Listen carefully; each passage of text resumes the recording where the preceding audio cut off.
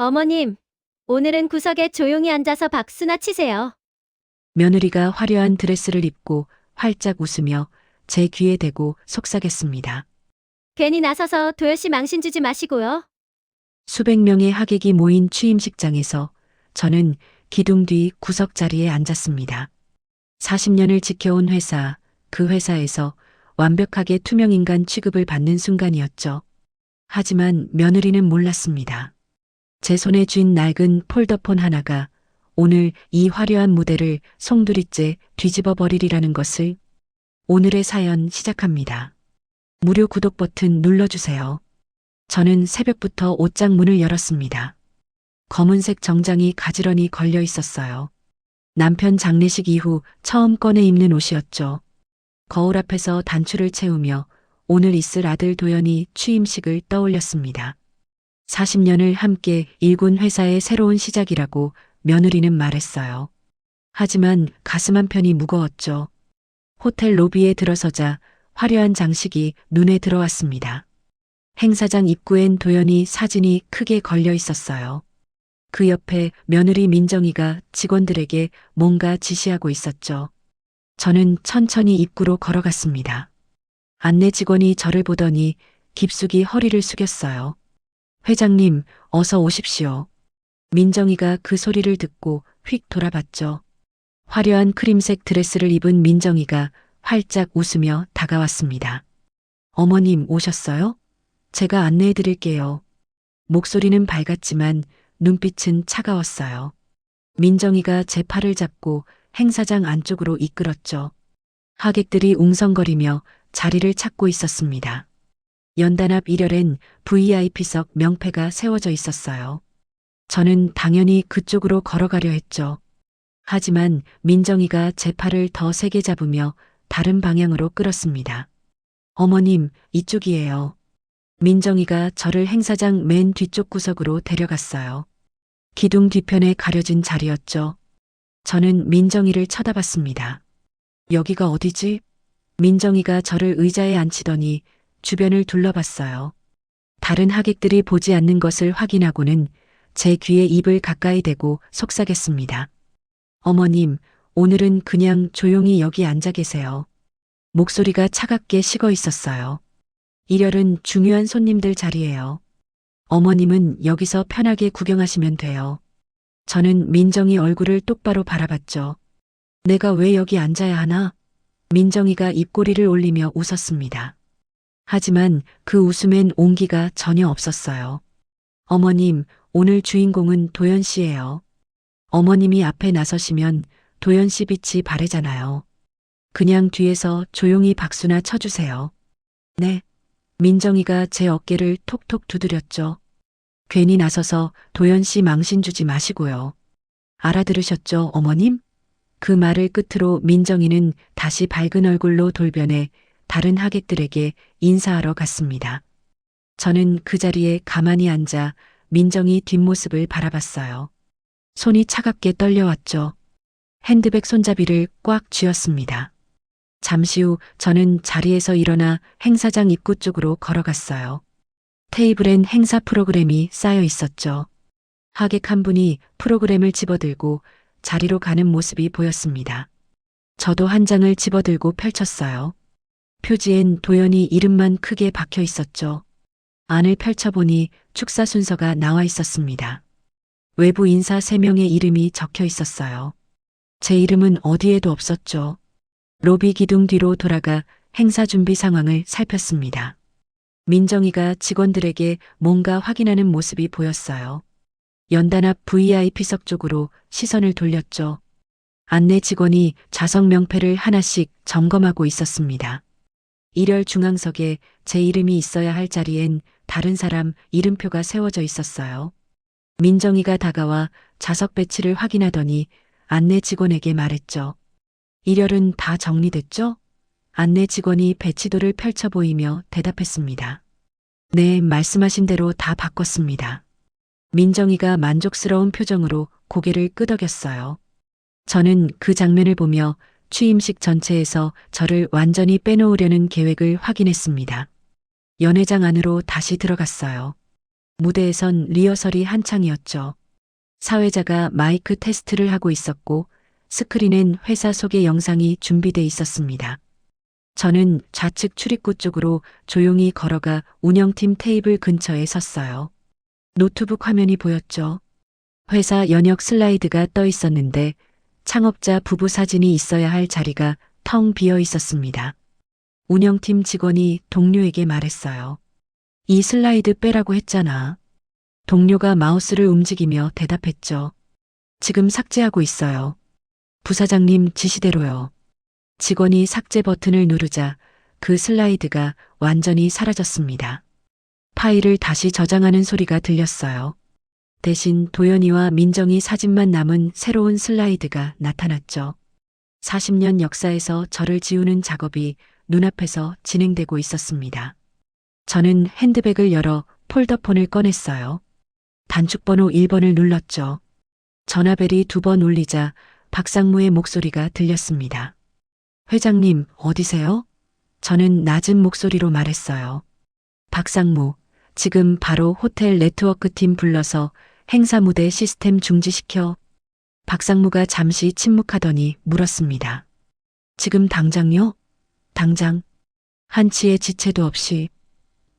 알겠습니다. 바로 조치하겠습니다. 저는 전화를 끊고 복도로 나갔어요. 비상구 방향으로 걸어가 CCTV 사각지대에 섰죠. 연회장 안이 훤히 보이는 위치였습니다.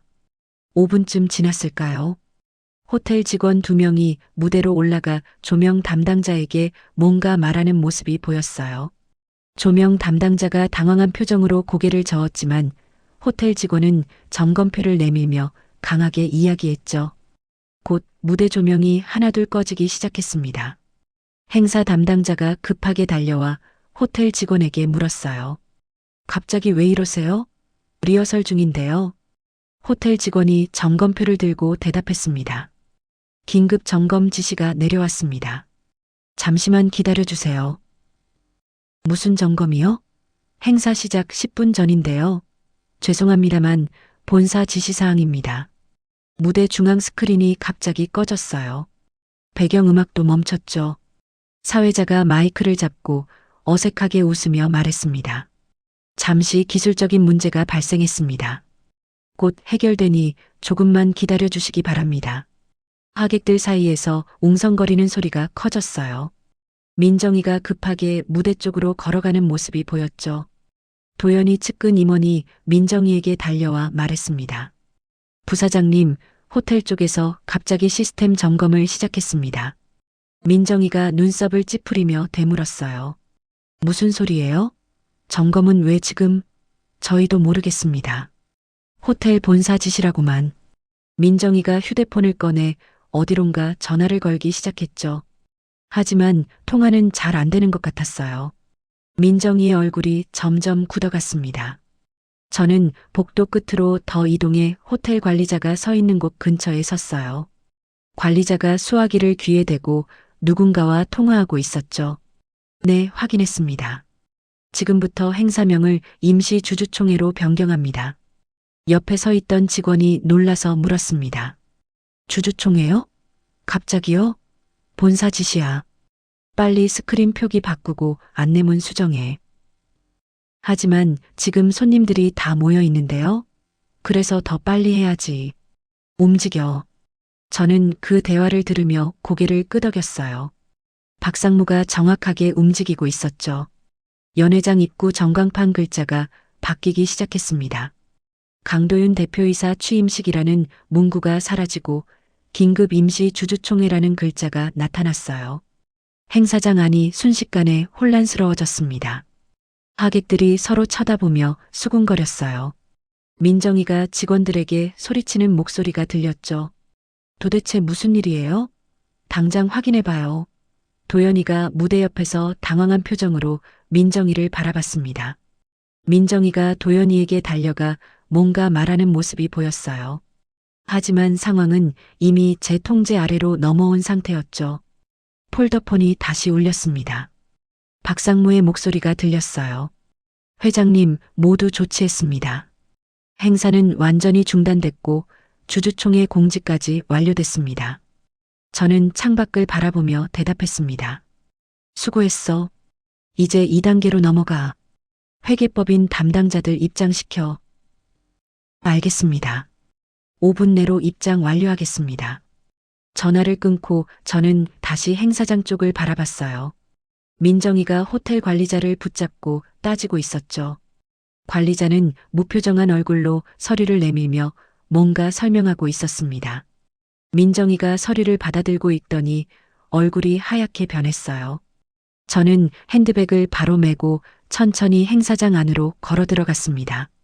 구석자리에서 박수나 칠하던 며느리의 말이 귓가에 맴돌았어요. 오늘 취임식은 예정대로 끝나지 않을 것이었죠. 대신 제가 준비한 무대가 펼쳐질 것이었습니다. 본사 회의실에 도착한 저는 창문 너머 공장 굴뚝에서 새벽 생산 라인이 가동되는 모습을 바라봤습니다. 하얀 수증기가 피어오르고 있었어요. 이 회사가 남편과 제가 지게차 한 대 없이 손수 물류를 처리하던 시절에서 시작되었다는 사실을 다시 떠올렸죠. 40년 전 그 작은 공장이 지금은 300명이 일하는 회사가 됐습니다. 책상 위에 놓인 낡은 사진 한 장을 집어들었어요. 남편과 제가 공장 앞에서 찍은 사진이었죠. 남편은 작업복 차림이었고 저는 머리에 수건을 두른 모습이었습니다. 뒤로 보이는 작은 건물이 우리의 시작이었어요. 남편이 운영하던 초기 설비가 고장날 때마다 저는 직접 전기공을 불러 수리하고 원재료를 트럭으로 옮기며 회사 기반을 다졌던 기억을 떠올렸습니다. 한겨울에도 새벽 5시면 일어나 공장 보일러를 돌렸어요. 여름엔 선풍기 하나로 더위를 견디며 포장 작업을 했죠. 그렇게 쌓은 기반이 지금 며느리 손에서 재편되고 있다는 점을 문서로 확인했습니다. 책상 서랍을 열어 최근 받은 보고서를 꺼냈어요. 재무구조 개선안이라는 제목이 붙어 있었죠. 내용을 읽어보니 결제 라인이 완전히 바뀌어 있었습니다. 모든 주요 결정이 민정이를 거쳐야 하는 구조였어요. 남편이 세상을 떠난 뒤 저는 대표이사직을 내려놓고 회장으로 남았습니다. 아들이 회사를 이어가는 게 맞다고 생각했어요. 하지만 그 이후 며느리가 재무구조 개선을 명목으로 결제 라인을 바꾸며 제 승인 없이도 회사 운영이 가능한 구조를 서서히 만들었죠. 처음엔 효율화라고 말했습니다. 빠른 의사결정을 위해서라고 했어요. 저도 그 말을 믿었죠. 어느 날 본사 7층 제 사무실에서 전자결제 시스템을 열어봤습니다. 비밀번호를 입력하고 들어갔는데 이상했어요. 제 권한이 열람 전용으로 축소돼 있었죠. 승인 버튼이 회색으로 비활성화돼 있었습니다. 재무팀에 전화를 걸었어요. 이 부장, 내 결제 권한이 왜 이렇게 바뀌었나? 이 부장이 잠시 머뭇거리더니 대답했습니다. 아, 그게 부사장님께서 시스템 개편하시면서 권한 재설정을 하셨습니다. 내 허락도 없이? 죄송합니다, 회장님. 저희는 부사장님 지시를 따랐을 뿐입니다. 전화를 끊고 재무팀 사무실로 내려갔어요. 직원들이 저를 보고 일어나 인사했죠. 하지만 눈빛이 어색했습니다. 이 부장 책상 옆에 서서 말했어요. 최근 결제 서류 좀 보여주게. 이 부장이 서류철을 꺼내 건넸습니다. 한 장 한 장 넘기며 확인했어요. 모든 서류에 민정이 도장만 찍혀 있었죠. 제 결제는 하나도 없었습니다. 이게 다 부사장 결제만 받은 건가? 네, 회장님. 새 시스템에서는 부사장님이 최종 결제권자십니다. 재무팀은 며느리 결제권 기준으로만 서류를 집행하는 내부 시스템을 만들어 운용하고 있었습니다. 회의실에서 부서장들이 제 앞에서는 형식적인 보고만 올리고 본 보고, 자료는 며느리에게만 전달하는 장면이 반복되면서 저는 회사 내 영향력이 실질적으로 소멸되었음을 체감했습니다. 원래 회의 때였어요. 영업부장이 실적 보고를 하고 있었죠. 이번 달 매출은 전월 대비 10% 증가했습니다. 저는 고개를 끄덕이며 물었어요. 어느 거래처가 늘었나? 영업부장이 잠시 머뭇거렸습니다. 그건 세부 내역은 부사장님께 따로 보고드렸습니다. 나한테는 왜 안 주나? 죄송합니다, 회장님. 부사장님께서 세부 사항은 직접 보고받으신다고 하셔서.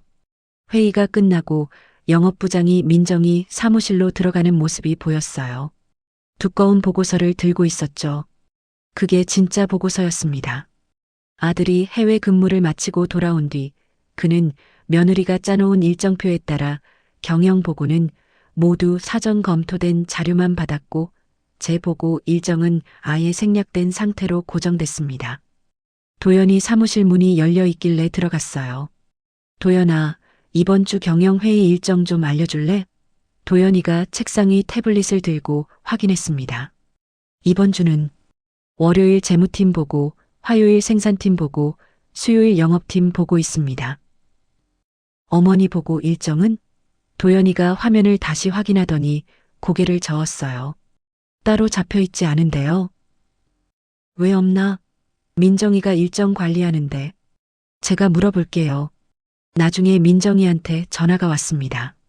어머님, 요즘 많이 피곤하시잖아요. 굳이 회의 참석 안 하셔도 돼요. 저희가 다 처리할게요.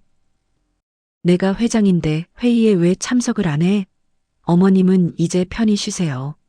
회사 일은 저희가 알아서 할게요. 민정이 목소리는 부드러웠지만 거절의 여지가 없었어요. 공장 점검을 나갔을 때 공장장과 생산팀 전원이 며느리에게만 직접 보고하도록 지시받았다는 사실을 확인했습니다. 공장 입구에 들어서자 공장장이 달려왔어요. 회장님 오셨습니까? 응, 생산 라인 좀 보러 왔네. 공장장이 저를 안내했죠. 기계들이 쉴 새 없이 돌아가고 있었습니다. 직원들이 분주하게 움직이고 있었어요. 요즘 생산량은 어떤가? 공장장이 태블릿을 꺼내 보여줬습니다. 1일 1000박스 정도 나갑니다. 원자재 재고는? 그건 부사장님께 주간 보고로 올리고 있습니다. 나한테는 안 주나? 공장장이 난처한 표정을 지었어요. 부사장님께서 모든 생산 관련 보고는 본인한테 직접 하라고 하셨습니다. 내가 회장인데? 죄송합니다, 회장님. 저희도 지시를 따를 수밖에. 이 구조가 며느리 주도 경영 체계를 확립하기 위한 장기 계획임을 짐작했습니다. 본가 식탁에 앉아 아침을 먹고 있었어요. 우편함에서 가져온 회사 소식지를 펼쳐봤죠. 창립 40주년 특집 기사가 실려 있었습니다. 첫 페이지엔 도연이와 민정이 사진이 크게 실려 있었어요. 새로운 도약을 준비하는 경영진이라는 제목이었죠. 다음 페이지로 넘겼습니다. 회사 연역이 나와 있었어요. 하지만 이상했습니다. 창업 초기 이야기가 몇 줄로 축약돼 있었어요. 남편과 제 이름은 작게 언급될 뿐이었죠. 대신 도연이가 해외에서 돌아온 뒤 이야기가 대부분을 차지했습니다. 민정이가 추진한 혁신 경영 이야기도 길게 실려 있었어요. 제 과거 공적이 삭제된 채 새로운 경영진 중심으로 편집된 기사를 보며 회사의 공식 기록에서조차 제가 밀려나는 흐름을 명확히 인지했습니다. 소식지를 덮고 차를 한 모금 마셨어요. 손이 떨렸죠. 며칠 후 박상무가 찾아왔습니다. 서류 가방을 들고 있었어요. 응접실로 안내했죠. 회장님, 이거 좀 보십시오. 박상무가 서류를 꺼내 테이블 위에 펼쳤습니다. 회사 자산 이동 내역이었어요. 최근 1년간 회사 자산 이동이 비정상적으로 증가했습니다. 얼마나? 작년 대비 30% 이상 증가했습니다. 그런데 이상한 점이 있습니다. 박상무가 다른 서류를 가리켰어요. 이 거래처들 보십시오. 전부 생소한 이름들입니다. 하나하나 읽어봤죠. 정말 처음 보는 회사 이름들이었습니다. 이게 뭔가? 제가 조사해봤습니다. 이 회사들이 전부 부사장님 친정 쪽과 연결돼 있습니다. 뭐라고? 박상무가 또 다른 서류를 꺼냈어요. 회사 등기부등본이었습니다. 이 회사 대표가 부사장님 남동생입니다. 이 회사는 부사장님 친정 사촌이 운영하고요. 재무 변화가 며느리 친정 식구 회사와 연결된 사실이 포착되면서 제가 감지한 불길함은 판단으로 바뀌었습니다. 거래 내역은 포장자재, 운송비, 마케팅 대행, 여러 명목으로 돈이 나갑니다. 금액은 연간 10억 원이 넘습니다. 저는 서류를 한 장씩 넘기며 확인했어요. 모든 결제에 민정이 도장이 찍혀 있었죠. 이게 정상 거래인가? 박상무가 고개를 저었습니다. 시세보다 비쌉니다.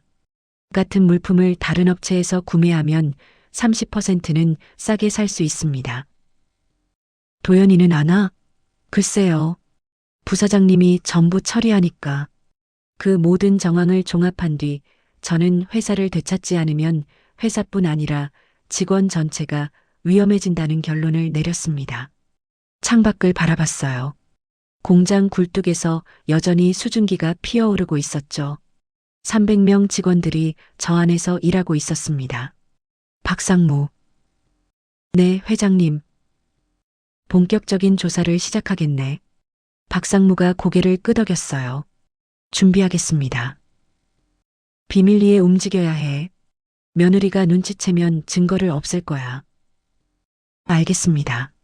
신중하게 진행하겠습니다. 박상무가 서류를 챙겨 가방에 넣었습니다. 저는 다시 창밖을 바라봤어요. 40년을 지켜온 회사를 이대로 빼앗길 순 없었습니다. 본사 근처 카페에서 박상무를 다시 만났습니다. 구석 자리에 앉아 주문한 커피가 나오길 기다렸어요. 창밖으론 본사 건물이 보였죠. 박상무가 서류 가방을 무릎 위에 올려놓고 주변을 살폈습니다. 사람들이 많지 않아 다행이었어요. 저는 취임식장이 무너진 뒤 회사 서류에서 이상한 점들을 발견했다고 말했습니다. 박상무, 내가 본 서류에 이상한 거래처가 너무 많았어. 처음 보는 이름들이야.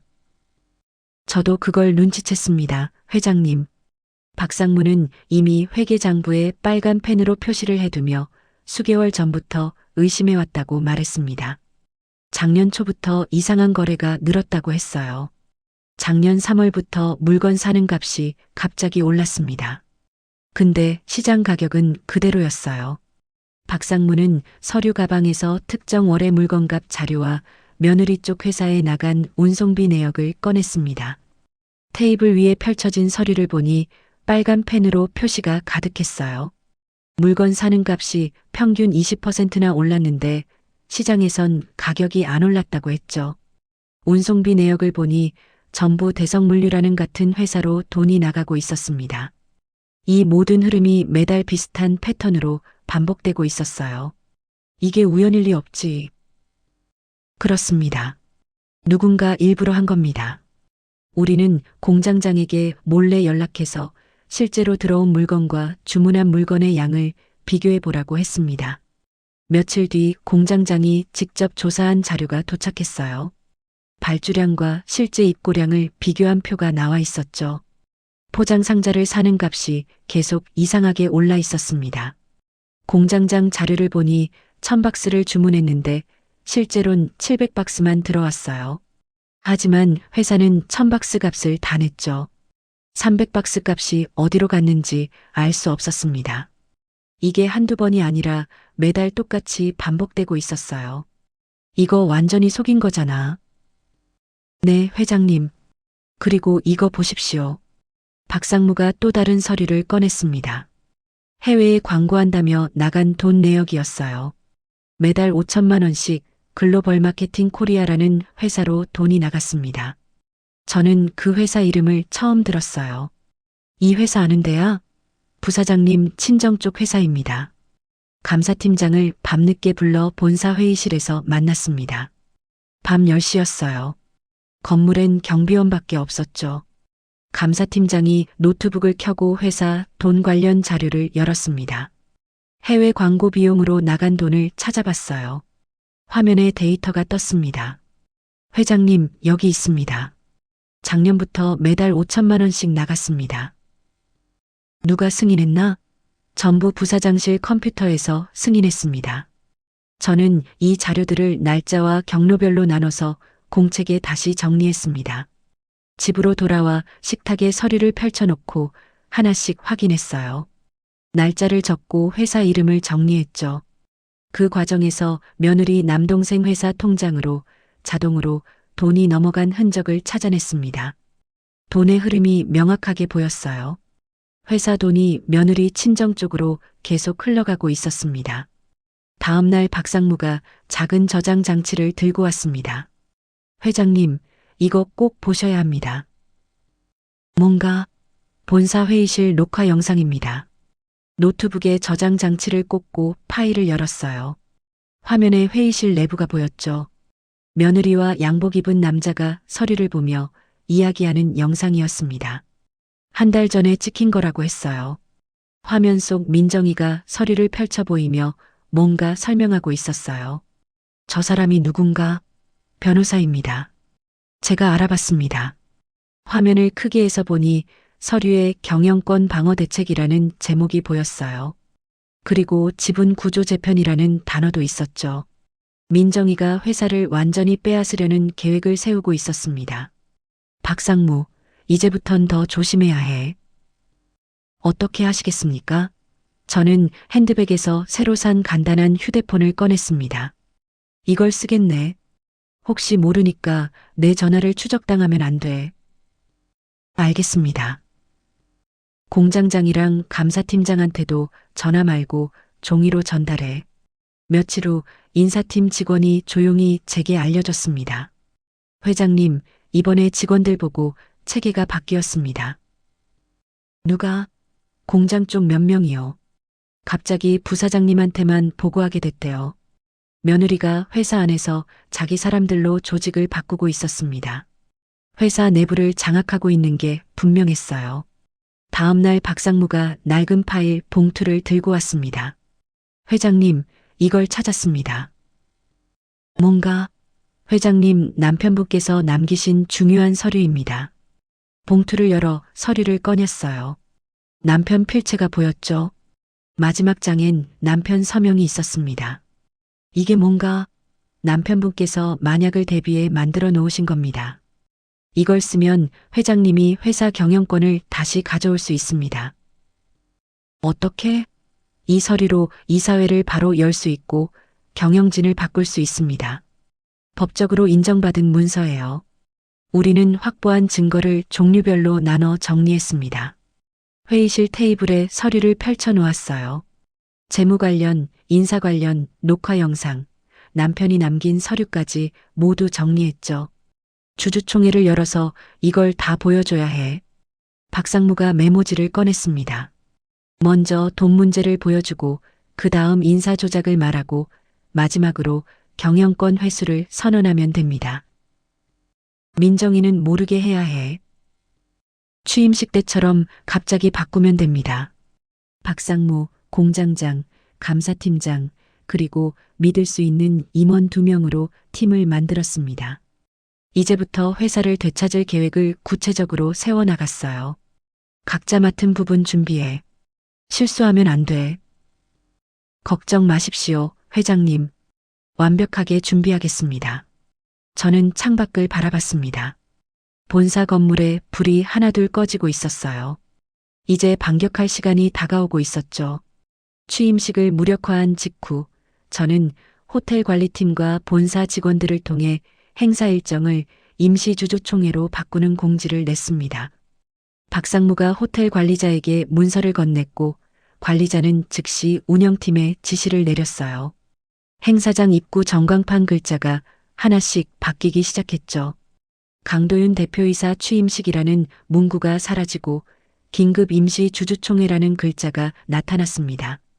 호텔 직원들이 복도 곳곳에 붙어있던 취임식 안내문을 떼어내고 새 안내문을 붙이기 시작했어요.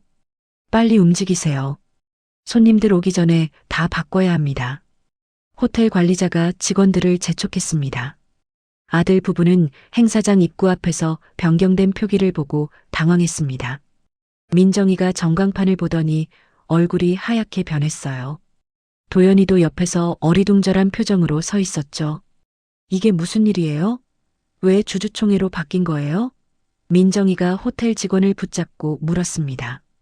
본사에서 긴급 변경 지시가 내려왔습니다. 누가 지시했어요? 회장님이십니다. 하지만 이미 주주들과 회계 전문가들, 은행 담당자들이 참석한 상태라 일정을 되돌릴 수 없는 상황이었습니다. 주주 명단에 있는 사람들이 하나둘 행사장으로 들어가고 있었어요. 회계법인 직원들도 서류 가방을 들고 입장하고 있었죠. 민정이가 다시 호텔 직원에게 말했습니다. 당장 원래대로 되돌려요. 죄송합니다. 이미 참석자 전원에게 안내가 끝났습니다. 안내요? 누가? 박상무님께서 주주분들께 직접 연락하셨습니다. 운영팀은 준비된 축하 무대를 철거하고 주주총회용 긴 회의 테이블과 의자를 세팅했습니다. 무대 위에 있던 화려한 꽃장식이 치워지고 대신 딱딱한 회의용 테이블이 놓였어요. 마이크와 화면이 다시 설치됐죠. 축하 현수막도 모두 내려졌습니다. 현장 직원들은 새로 준비한 자료를 참석자들에게 나눠줬습니다. 하객들이 앉아있던 자리는 주주석으로 바뀌었어요. 각 자리마다 명패가 새로 세워졌죠. 1열부터 6열까지 전부 주주석입니다. 직원 한 명이 동료에게 말했습니다. 취임식 안내문 대신 주주총회 안건이 적힌 서류가 각 자리에 놓였습니다.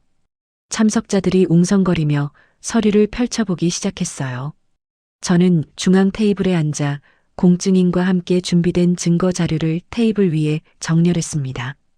박상무가 파일 상자를 열어 서류들을 꺼냈어요. 날짜별로 정리된 거래 내역서, 통장 사본, 녹화 영상이 담긴 저장 장치까지 모두 정리했죠. 공증인이 서류 하나하나를 확인하며 도장을 찍었습니다. 이 문서들은 법적으로 인정됩니다. 큰 화면에는 회사 주식 구조와 지난 1년간 회사 돈이 어디로 나갔는지 내역이 시간 순서대로 나타났습니다. 빨간색 화살표가 특정 회사들을 가리키고 있었어요.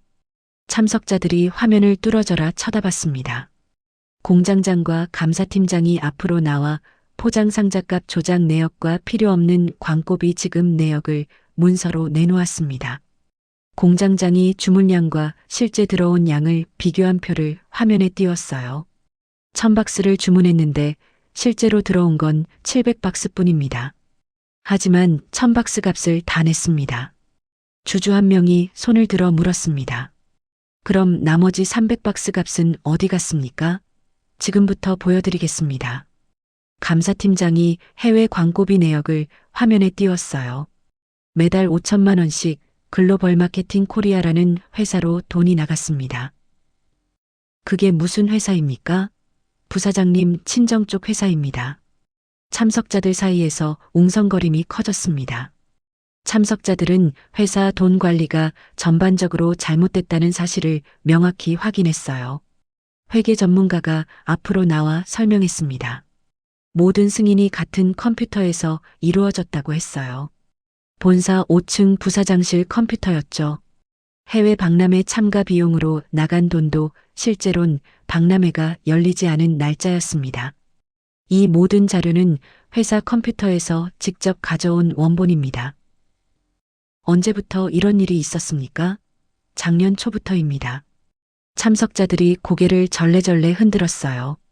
저는 남편이 남긴 중요한 서류를 공증인 확인 아래 꺼냈습니다. 공증인이 낡은 파일을 열어 문서를 꺼냈어요. 남편 서명이 선명하게 찍힌 서류였죠. 이 서류에 따라 회장인 제가 경영권을 다시 가져옵니다. 이 서류로 대표이사를 뽑는 권한이 전면적으로 제게 돌아왔고 아들의 직무 권한은 즉시 멈췄습니다. 공증인이 문서를 들어 올려 참석자들에게 보여줬어요. 이 문서는 법적으로 유효합니다. 주주들이 고개를 끄덕였습니다. 도연이는 의자에 앉은 채 아무 말도 하지 못했어요. 며느리 친정회사 대표가 가짜 회사 이름으로 돈을 받은 증거가 화면에 나타났습니다. 민정이 남동생 이름과 통장 번호가 선명하게 보였어요. 그때 행사장 뒤쪽 문이 열리며 정장을 입은 사람들이 들어왔습니다. 금융범죄를 조사하는 수사관들이었어요. 윤서정 씨, 저희와 동행해 주시겠습니까? 수사관이 민정이에게 서류를 내밀었습니다. 민정이 얼굴이 새하얗게 변했어요. 무슨 소리예요? 제가 뭘 잘못했다고요? 회사 돈을 빼돌린 혐의입니다. 자세한 건 조사실에서 말씀하시죠. 민정이와 함께 온 친정 식구 몇 명도 수사관들과 함께 나가야 했습니다. 아들은 혼란스러운 표정으로 자리에 앉아 있었습니다. 전체 자료가 이미 완벽하게 정리된 구조임을 이제야 깨달은 거죠. 행사장 분위기는 취임식이 아닌 경영 심판으로 완전히 바뀌었습니다. 축하받으러 온 사람은 한 명도 없었어요. 모두가 증거를 보고 판단하러 온 사람들이었죠. 저는 회의를 정리하며 회사의 비상체제로 전환한다고 선언했습니다. 오늘부터 회사는 정상화 작업에 들어갑니다. 모든 거래를 다시 점검하고 잘못된 부분을 바로잡겠습니다. 주주들이 박수를 쳤습니다. 저는 자리에서 일어나 행사장을 나왔어요. 호텔 로비로 걸어 나오는데 밖에서 플래시가 터졌습니다. 기자들이 몰려와 있었어요. 회장님, 부사장 비리가 사실입니까? 경영권은 어떻게 되는 겁니까? 저는 기자들 질문에 답하지 않고 차에 올랐습니다. 호텔에서 나오는 순간 이 싸움의 여파가 본격적으로 시작될 거라는 걸 알고 있었죠. 언론에 보도될 것이고, 은행에서 연락이 올 것이고, 거래처들이 불안해할 것이었습니다. 하지만 이미 시작한 일이었어요. 끝까지 가야 했죠. 다음 날 아침 주요 인터넷 포털과 경제신문에 대표 취임식장이 현장에서 주주총회로 바뀐 사건이 실시간으로 올라왔습니다. 회사 관련 의혹이 대대적으로 퍼져나갔어요. 식탁에 앉아 태블릿으로 기사를 확인했죠. 제목만 봐도 심각했습니다. 식품업계 중견기업 경영권 분쟁, 며느리 비리 의혹 등 자극적인 표현들이 가득했어요. 댓글도 순식간에 수백 개가 달렸죠. 회사 전화가 아침부터 쉴 새 없이 울렸습니다. 은행은 본사 재무팀에 연락해 기존 대출금 상환 조건을 다시 검토하겠다고 통보했습니다. 재무실로 내려가 보니 직원들이 전화기를 붙들고 설명하느라 정신이 없었어요. 이 부장이 저를 보고 다가왔죠. 회장님, 은행에서 요구하는 서류가 너무 많습니다. 어떤 서류들인가? 최근 3년간 거래 내역, 자산 명세서, 담보평가서까지 다시 내래요. 저는 재무실에서 은행이 요구한 서류 목록을 직접 확인했습니다. 한 장 한 장 넘기며 읽어봤어요. 은행이 회사를 믿지 못한다는 뜻이었죠. 협력업체 중 일부는 회사 위험을 이유로 새 주문을 보류했습니다. 공장장이 급하게 전화를 걸어왔어요. 회장님, 포장 자재업체에서 이번 달 납품을 안 한대요. 왜? 회사 상황이 불안하다고 합니다. 대금 받을 수 있을지 모르겠다고. 공장에서는 원재료 공급이 끊길 상황에 대비해 생산량을 임시로 줄였습니다. 당장 만들 수 있는 만큼만 만들기로 했어요. 직원들 표정이 어두웠죠. 영업팀은 주요 거래처와 미팅을 하며 회사 상황을 설명해야 했습니다. 영업부장이 보고하러 왔어요. 회장님, 대형마트 세 곳에서 연락이 왔습니다. 뭐라고 하던가? 납품을 계속할지 조건부로 검토하겠답니다. 조건부? 회사가 정상화됐다는 증거를 보여주래요. 일부 대형마트는 상황을 지켜본 후 납품 재개 여부를 결정하겠다고 회신했습니다. 당장 다음 주 물건도 받을지 모르겠다고 했어요. 저는 비상회의를 열었습니다. 본사 회의실에 부서장들을 모두 불렀어요. 각 부서에서 당장 해결해야 할 문제들을 보고받았죠. 재무팀은 은행 대응에 집중하세요. 네, 회장님. 영업팀은 거래처 설득에 총력을 다하고요. 알겠습니다. 공장은 지금 있는 재료로 최대한 생산하세요. 회의가 끝나고 저는 회사 전체 운영이 당분간 정상적으로 돌아가기 어렵다는 결론을 서류에 적어 남겼습니다. 손이 떨렸어요. 밤늦게 집에 돌아왔습니다. 저녁도 제대로 못 먹고 서재로 들어갔어요. 책상 위에 서류를 펼쳐놓고 하나씩 검토했죠. 은행 대출 상환 일정, 협력업체 계약서, 거래처 목록까지 다시 확인했습니다. 시계를 보니 새벽 2시였어요. 집에 돌아온 뒤에도 서류 검토를 계속하던 중 갑자기 심장이 빠르게 뛰기 시작했습니다. 가슴이 조이는 것 같았어요. 숨이 가빠지더니 눈앞이 흐려졌죠. 의자에서 일어서려다 그대로 바닥에 쓰러졌습니다. 얼마나 시간이 지났을까요? 누군가 제 이름을 부르는 소리가 들렸어요. 아침에 출근한 박상무가 저를 발견했다고 했죠. 박상무가 바로 구급차를 불러 응급실로 실려갔습니다. 눈을 뜨니 천장이 하얗게 보였어요. 병원 냄새가 났죠. 회장님, 정신 차리세요. 박상무 목소리가 들렸습니다. 의사가 들어와 설명했어요. 과로로 쓰러지셨습니다. 당분간 절대 안정이 필요합니다. 언제쯤 퇴원할 수 있나요? 최소 일주일은 입원하셔야 합니다.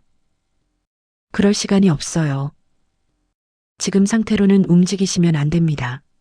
하지만 저는 병실 침대 옆 테이블에서 박상무가 가져온 재무자료와 계약서를 펼쳐들고 회사 운영에 필요한 최소 비용을 계산했습니다. 은행 대출 상환액, 직원 월급, 원재료 구매비까지 적어 내려갔어요. 계산기를 두드리며 숫자를 더했죠. 부족한 금액이 보였습니다. 본사에서는 회장 건강 악화라는 소식이 비공식적으로 퍼졌습니다. 박상무가 조심스럽게 말했어요. 회장님, 임원들이 걱정하고 있습니다. 회사는 어떻게 돌아가고 있나? 임원들끼리 회의에서 당분간 운영 체계를 임시로 조정했습니다. 임원단은 회사 공백을 메우기 위해 각자 역할을 나눠 맡았다고 했어요. 박상무가 전체 조율을 하고 부서장들이 일상 업무를 처리하기로 했죠. 저는 병실 창가로 걸어가 밖을 바라봤습니다. 새벽빛이 창문으로 들어왔어요. 회사를 유지하기 위해 제 개인 자산 일부를 투입할 결심을 했습니다. 남편과 함께 모은 예금, 집 한 채, 땅 몇 필지가 있었어요. 이걸 담보로 돈을 빌려야 했죠. 박상무에게 말했습니다. 박상무, 내 인감 도장하고 부동산 서류 가져와줘. 회장님, 그건 서둘러. 은행에 담보로 제공할 거야. 개인 자산을 쓰시려고요? 회사를 살려야지. 다른 방법이 없어. 박상무가 다음날 서류를 가져왔어요. 저는 병실 테이블에 인감 도장과 담보 서류를 정리해 손 닿는 위치에 놓았습니다. 하나씩 확인하며 서명할 곳에 표시를 해뒀죠. 그때 병실 문이 열렸습니다. 도연이가 들어왔어요. 며칠 동안 못 자고 못 먹은 것 같은 얼굴이었죠. 정장도 구겨져 있었고 넥타이도 제대로 안 맨 상태였습니다. 도연이는 회사 사태 이후 본인이 감당해야 할 책임을 뒤늦게 깨달은 모습으로 침대 발치에 멈춰 섰습니다. 한참을 서 있더니 무릎을 꿇었어요.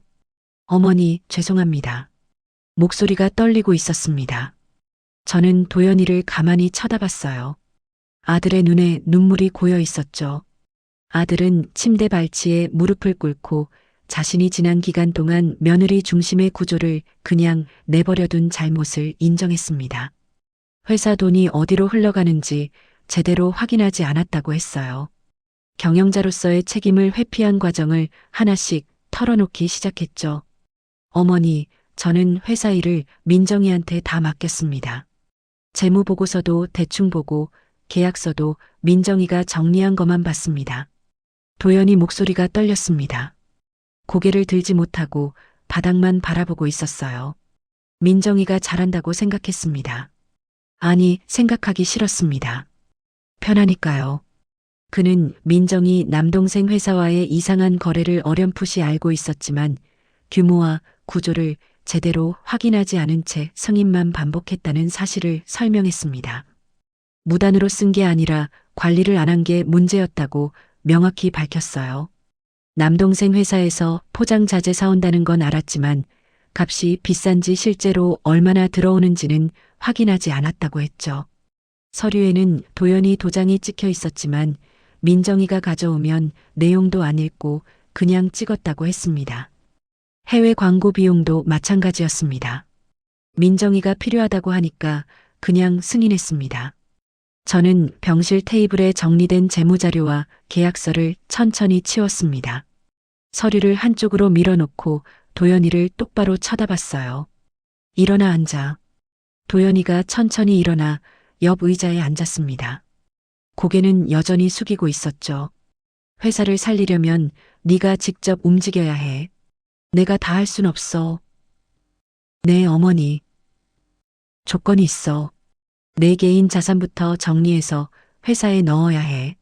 아파트, 예금, 보험, 차까지 정리 가능한 건 다 정리해. 도연이가 고개를 들어 저를 봤어요. 눈이 빨갛게 충혈돼 있었죠. 제 아파트도요? 그래. 회사가 무너지면 네가 가진 거 다 소용없어. 회사부터 살려야지. 알겠습니다. 아들은 며칠 후 자신 명의의 재산 목록을 가져왔습니다. 병실에 다시 왔을 때 종이 한 장을 내밀었어요. 아파트, 예금, 보험, 차량까지 꼼꼼하게 적혀 있었죠. 이게 제가 가진 전부입니다. 저는 목록을 하나씩 읽어봤습니다. 아파트는 강남에 있는 30평대였고 예금은 여러 은행에 나눠져 있었어요. 아파트 팔면 얼마나 되나? 10억 정도 됩니다. 예금이 2억, 보험 해지하면 5천만 원, 차는 3천만 원 정도 됩니다. 빨리 진행해. 회사에 당장 돈이 필요해. 네, 어머니. 내일부터 부동산 알아보겠습니다. 회사 정상화를 위한 자금을 확보하기 위해 서류 절차를 빠르게 진행하기 시작했습니다. 도연이는 매일 아침 병실에 들러 진행 상황을 보고했어요. 부동산 중개인을 만났다는 얘기, 은행에서 예금을 정리했다는 얘기를 하나씩 전했죠. 그는 새벽마다 거래처 사장들을 직접 찾아갔습니다. 회사 사태와 앞으로의 계획을 설명하고 손으로 쓴 일정표를 보여주며 다시 거래할 수 있는지 물어봤어요. 어머니, 어제 대형마트 구매 담당자를 만났습니다. 뭐라고 하던가? 일단은 지켜보겠답니다. 회사가 정상화되는 걸 확인하면 다시 시작하자고 했습니다. 도연이가 가방에서 공책을 꺼냈어요. 일정표가 빼곡하게 적혀 있었죠. 언제 어느 거래처를 방문할지, 무슨 자료를 준비할지 상세하게 적혀 있었습니다. 포장자재 업체 사장님도 만났습니다. 고개를 숙이고 사과했습니다. 받아주던가 생각해보겠답니다. 다음 주에 다시 만나기로 했습니다. 거래처를 돌아다닐 때마다 도연이 정장이 구겨지고 구두가 달아갔습니다. 얼굴도 여인 것 같았어요. 하지만 눈빛만큼은 예전과 달랐죠. 진지했습니다. 은행 지점에 방문한 도연이는 재무 개선 계획과 자산 투입 계획을 상세히 설명했습니다. 지점장 앞에 앉아 준비한 서류를 하나씩 펼쳐 보였어요. 회사가 어떻게 정상화될 것인지, 개인 자산을 얼마나 투입할 것인지 설명했죠. 어머니, 은행 지점장이 긍정적으로 검토하겠답니다. 상환 기간 연장해주나? 조건부로 가능하답니다. 회사 재무제표가 개선되는 걸 보고 결정하겠대요. 지점장은 조건부로 상환 기간을 연장해주는 걸 신중히 검토하겠다는 의견을 전달했습니다. 당장 결정은 못하지만 긍정적으로 검토하겠다고 했어요. 본사에서는 도연이의 행동 변화를 지켜본 직원들이 그를 다시 믿어볼 수 있다는 의견을 내놓기 시작했습니다. 공장에서 직원들과 함께 작업복을 입고 포장 작업을 돕는 모습이 목격됐어요. 영업팀과 함께 거래처를 방문하는 모습도 보였죠. 사장님이 변하신 것 같아요. 예전엔 사무실에만 계셨는데 이제 매일 현장에 나오시네요. 직원 식당에서 직원들이 수군거렸습니다. 이런 소문이 회사 전체로 퍼졌어요. 이는 내부 조직 분위기를 천천히 안정시키는 데 도움이 됐습니다. 불안해하던 직원들이 조금씩 안심하기 시작했죠. 며느리 민정이와 친정 식구들은 수사가 진행되면서 회사 출입이 완전히 차단된 상태였습니다. 수사관들이 민정이를 조사하고 있었고 남동생도 소환됐다는 소식이 들렸어요. 회사 내부에서는 도연이를 중심으로 정상화 작업이 전개됐습니다. 민정이가 만들어 놓은 이상한 거래 구조를 하나씩 정리하는 작업이 시작됐어요. 불필요한 계약을 해지하고 정상적인 업체들과 새로 계약을 맺었죠. 도연이는 매일 저에게 개선 보고서와 일정표를 가져왔습니다. 병실에 들어올 때마다 서류 가방을 들고 있었어요. 저는 병상에서도 그 자료들을 계속 검토하며 회사 회생 가능성을 확인했습니다. 보고서를 한 장 한 장 넘기며 읽었어요. 거래처 복귀율, 생산량 증가 추이, 은행과의 협상 진행 상황까지 꼼꼼히 확인했죠. 어머니, 이번 주에 대형마트 두 곳이 납품 재개하기로 했습니다. 그래, 어디? 홈플러스하고 이마트입니다. 다음 주부터 물건 넣기로 했습니다. 포장 자재는 업체에서 다음 달부터 다시 납품해주기로 했습니다. 보고를 들으며 저는 도연이의 변화가 진심에서 나온 것이라는 판단을 내렸습니다. 예전의 무책임한 모습은 보이지 않았어요. 매일 새벽 일찍 출근하고 밤늦게 퇴근했죠. 주말에도 거래처를 방문하고 직원들과 회의했습니다. 회사를 다시 정상 궤도로 올려놓기 위한 마지막 단계로 제 퇴원을 준비하기 시작했습니다. 의사가 아직 이르다고 했지만 저는 병실에서 나갈 준비를 했어요. 박상무, 퇴원 준비하게. 회사로 복귀해야겠어. 박상무가 걱정스러운 얼굴로 말했습니다. 회장님, 의사 선생님이 아직 쉬셔야 한답니다. 괜찮아. 이제 움직일 수 있어. 병실 창가에서 밖을 바라봤습니다. 본사 건물 방향으로 고개를 돌렸어요. 이제 마지막 단계만 남았죠. 회사를 완전히 정상화하고 새로운 체제를 만들어야 했습니다. 퇴원 후 본사로 복귀한 저는 임원단을 소집했습니다. 회의실에 부서장들이 모두 모였어요. 각 부서별 운영 상황을 하나씩 점검했죠. 재무 상태, 생산 현황, 영업 실적까지 빠짐없이 확인했습니다. 재무, 생산, 영업 각 부문의 구조를 다시 짜야 한다는 결론을 내렸어요. 민정이가 만들어 놓은 이상한 구조들이 곳곳에 남아 있었죠. 회의가 끝나고 저는 필요한 변화들을 문서로 정리했습니다. 어떤 부서를 어떻게 재편할지, 누구에게 어떤 권한을 줄지 하나씩 적어 내려갔어요. 아들에게는 본사, 공장, 물류센터 핵심 사업장을 매일 점검하며 문제점을 일지로 적으라는 임무를 줬습니다. 도연아, 매일 현장을 돌아다니면서 뭐가 문제인지 직접 확인해. 그리고 일지에 적어서 내게 보고해. 알겠습니다, 어머니. 도연이는 다음 날부터 새벽 일찍 출근해 공장부터 돌아다니기 시작했어요.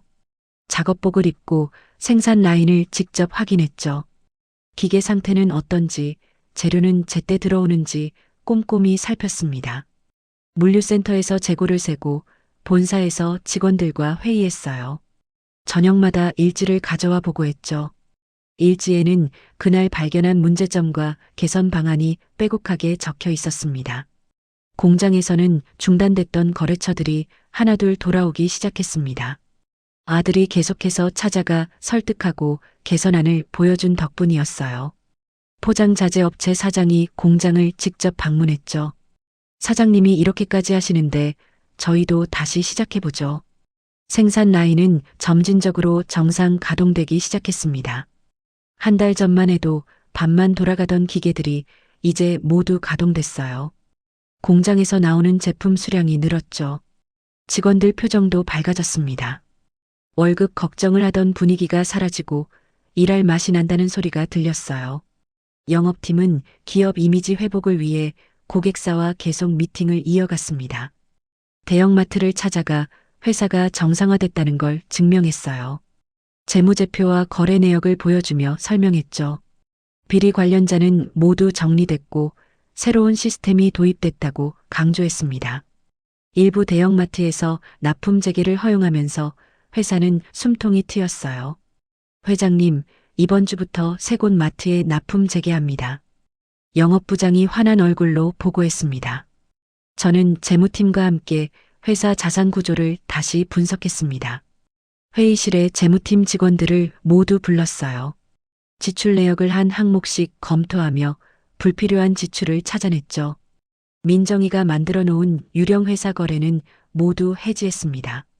정상적인 시장 가격으로 거래하는 업체들과 새로 계약을 맺었어요. 위험한 거래는 모두 정리했습니다. 조정안을 만들어 확정했어요. 이제부터 모든 지출은 반드시 3명 이상 승인을 받아야 해. 한 사람이 마음대로 못하게. 직원 회의를 열었습니다. 전 직원이 강당에 모였어요. 도연이가 단상 앞에 섰죠. 손에 종이를 들고 있었습니다. 여러분께 사과드립니다. 제가 회사 경영을 제대로 하지 못했습니다. 부정한 거래를 막지 못했고 회사를 위기에 빠뜨렸습니다. 도연이 목소리가 강당에 울렸어요. 하지만 이제부터 달라지겠습니다. 여러분과 함께 회사를 다시 일으켜 세우겠습니다. 아들은 모든 직원 앞에서 자신의 실수를 구체적으로 인정하고 다시 시작하겠다는 의지를 담은 문서를 제출했습니다. 직원들이 박수를 쳤어요. 처음엔 몇 명만 손뼉을 쳤는데 곧 강당 전체가 박수 소리로 가득 찼죠. 회사 내부 규정도 전면 재정비했습니다. 법무팀과 함께 새로운 규정을 만들었어요. 투명한 회계 시스템을 도입했죠. 모든 거래는 반드시 여러 단계 확인을 거쳐야 했습니다. 500만 원 이상 지출은 3명 승인, 5천만 원 이상은 5명 승인을 받도록 했어요. 위험한 거래를 미리 발견하는 점검 시스템도 만들었습니다. 매달 외부 회계 감사를 받기로 했죠. 며느리가 만들어 놓은 허술한 구조는 모두 제거했습니다. 이제 누구도 혼자서 회사 돈을 마음대로 쓸 수 없어. 저는 주주들에게 회사 회복 상황을 정리해 보고했습니다. 호텔 회의실을 빌려 주주총회를 열었어요. 주주들 앞에서 지난 몇 달간의 변화를 설명했죠. 거래처 복귀율, 생산량 증가, 재무 구조 개선까지 자세히 보고했습니다. 회사는 이제 정상 궤도로 돌아왔습니다. 하지만 앞으로 더 튼튼한 리더십이 필요합니다. 새 리더 체제를 구축해야 한다는 필요성을 자연스럽게 전달했습니다. 주주들이 고개를 끄덕였어요. 회사를 이끌 새로운 사람이 필요하다는데 모두 동의했죠. 아들은 사무실, 공장, 거래처를 쉴 새 없이 오가며 회사의 신뢰를 되찾기 위해 움직였습니다. 아침엔 공장에서 직원들과 조회를 하고 오후엔 거래처를 방문했어요. 저녁엔 본사로 돌아와 서류를 검토했죠. 주말에도 출근해서 밀린 일을 처리했습니다. 직원들은 그의 변화를 긍정적으로 받아들이기 시작했어요. 사장님이 정말 달라지셨어. 예전엔 사무실에만 계셨는데 이제 매일 현장에 나오시네. 직원 식당에서 들리는 소리였어요. 공장 직원들도 도연이를 다시 믿기 시작했죠. 저는 서재에서 남편이 생전에 남긴 자료를 다시 꺼냈습니다. 오래된 파일을 하나씩 열어봤어요. 남편이 회사의 미래에 대해 적어둔 메모들이 나왔죠. 회사를 맡길 사람에 대한 기준도 적혀 있었습니다. 책임감, 투명성, 직원에 대한 배려, 장기적 안목까지 남편이 중요하게 생각한 가치들이 적혀 있었어요. 저는 그 자료를 읽으며 회사를 맡길 최종 후보를 결정해야 하는 시점이 왔다는 걸 깨달았습니다. 창밖을 바라봤어요. 본사 건물에 불이 켜져 있었죠. 도연이도 아직 사무실에 남아 일하고 있을 거였습니다. 이제 마지막 결정만 남았어요. 다음 달 이사회에서 저는 회장직에서 물러난다는 결정을 공식적으로 발표했습니다. 회의실이 조용해졌어요. 임원들이 저를 바라봤죠. 박상무가 먼저 입을 열었습니다. 회장님, 정말 그러시겠습니까? 응. 이제 물러날 때가 됐어. 임원들은 그동안의 회생 과정을 떠올리며 제 결정을 존중하는 뜻을 밝혔습니다. 한 명씩 일어나 인사를 했어요. 공장장이 말했죠. 회장님 덕분에 회사가 살아났습니다. 감사팀장도 고개를 숙였습니다. 정말 고생 많으셨습니다. 저는 이날새 대표이사로 박상무를 추천했습니다. 박상무는 당황한 표정으로 저를 쳐다봤어요. 회장님, 제가요? 자네만큼 회사를 아는 사람이 없어. 자네가 해야 해. 주주들은 그의 책임감, 전문성, 위기 대응 능력을 고려해 만장일치로 승인했습니다. 주주총회에서 투표를 했는데 반대표가 하나도 없었어요. 박상무는 눈시울이 붉어졌죠. 40년을 함께 일한 동료였습니다. 아들은 사회공헌팀장으로 발령받았습니다. 과거 대표이사 내정자에서 팀장으로 내려온 거였죠. 도연이에게 인사 발령 통보서를 건넸을 때 그는 말없이 받아들었습니다. 어머니, 제 잘못이니까 당연합니다. 처음부터 다시 시작하겠습니다. 그는 이 결정을 받아들이며 다시 기반을 다지기 위한 활동에 전념했습니다. 사회공헌팀 사무실은 본사 3층 구석에 있었어요.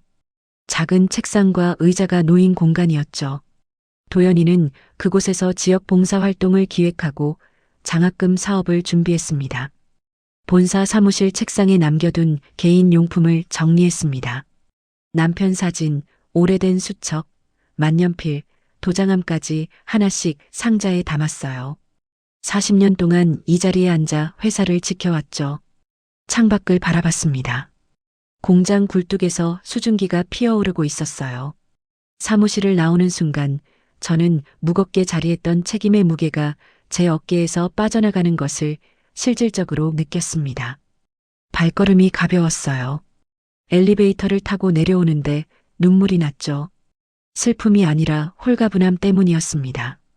저는 회사와 거리를 두고 집 근처 작은 골목에서 반찬 가게를 열었습니다. 10평짜리 작은 가게였어요. 유리 진열장을 놓고 냉장고 2대를 들여놓았죠. 간판도 달았습니다. 선인의 반찬이라고 썼어요. 아침마다 시장에서 재료를 골랐습니다. 싱싱한 채소를 고르고 좋은 고기를 샀어요. 가게로 돌아와 재료를 다듬고 반찬을 만들었죠. 젓갈, 나물, 볶음, 조림까지 하나씩 만들어 진열했습니다. 새로운 생활 리듬이 생겼어요. 동네 주민들이 하나둘 가게를 찾아왔습니다. 처음엔 호기심에 들렀다가 맛을 보고 단골이 됐어요. 회사 직원들도 가끔 들렀죠. 회장님 반찬 사러 왔습니다. 이제 회장 아니야. 그냥 사장님이라고 불러. 직원들이 웃으며 반찬을 샀습니다. 가벼운 일상을 공유했어요. 회사 이야기도 듣고 동네 소식도 나눴죠. 저는 오랜 시간 잊고 지냈던 생활의 여유를 조금씩 되찾았습니다. 시장 아줌마들과 수다를 떨고 동네 할머니들과 차를 마셨어요. 반찬 가게는 착한 손맛으로 소문이 나기 시작했습니다.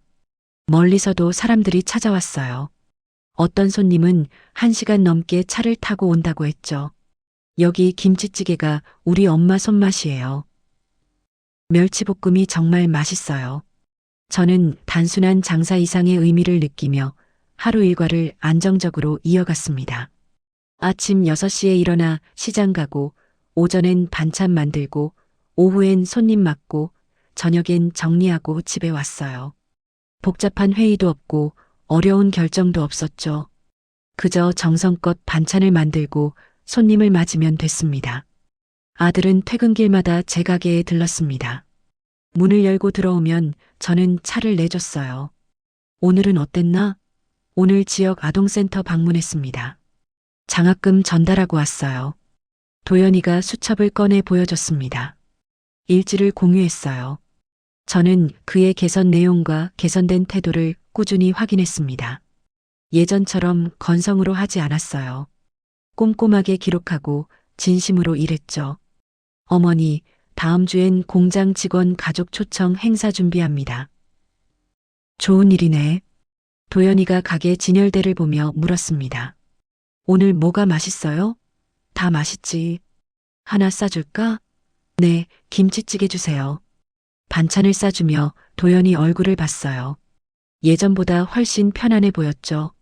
저는 복잡한 경영과 재산에서 벗어나 이제는 생활의 단순함과 인간관계를 중심으로 남은 시간을 채우기로 마음먹었습니다. 회사 주식도 대부분 정리했어요. 최소한만 남기고 나머지는 박상무와 직원들에게 나눠줬죠. 집도 큰 집에서 작은 아파트로 옮겼습니다. 짐을 줄이니 마음도 가벼워졌어요. 어느 날 저녁 반찬 가게 문을 닫고 불을 끄며 하루를 정리했습니다. 진열대를 닫고 바닥을 쓸고 냉장고 문을 확인했어요. 가게 밖으로 나와 간판을 올려다봤죠. 선인의 반찬이라는 글자가 어둠 속에서도 보였습니다. 저는 그동안 내려온 제 선택들이 회사를 살렸고 제 살 또한 다시 세웠다는 사실을 조용히 정리했습니다. 취임식장에서 반격을 시작한 그날, 병실에서 아들을 다시 일으킨 그날, 회장직을 내려놓은 그날까지 모든 순간이 옳았다고 생각했어요. 집으로 걸어가는 길에 저는 하늘을 올려다봤습니다. 별이 보였죠? 남편도 저를 보고 있을 거라 생각했어요. 여보, 나 잘했지? 구석에서 박수나 치라던 며느리의 말이 아직도 귓가에 맴돕니다. 하지만 그 말은 제게 각성의 신호였어요. 더 이상 물러설 곳이 없다는 걸 깨달았죠. 그날 이후 저는 회사를 되찾았고 아들은 다시 일어섰습니다. 이제 저는 작은 반찬 가게를 운영하며 평범한 일상을 살고 있어요. 복잡한 경영과 권력에서 벗어나니 마음이 한결 가벼워졌습니다. 때론 인생에서 가장 큰 모욕이 가장 큰 전환점이 되기도 합니다. 저를 구석으로 밀어낸 그 순간이 제 인생을 다시 시작하게 만든 순간이었으니까요. 여러분도 힘든 순간을 겪고 계신다면 기억하세요. 끝이 아니라 새로운 시작일 수 있다는 것을요. 이야기를 끝까지 들어주신 분이 계시다면 잘 들었다고 댓글 하나만 남겨주세요. 감사합니다.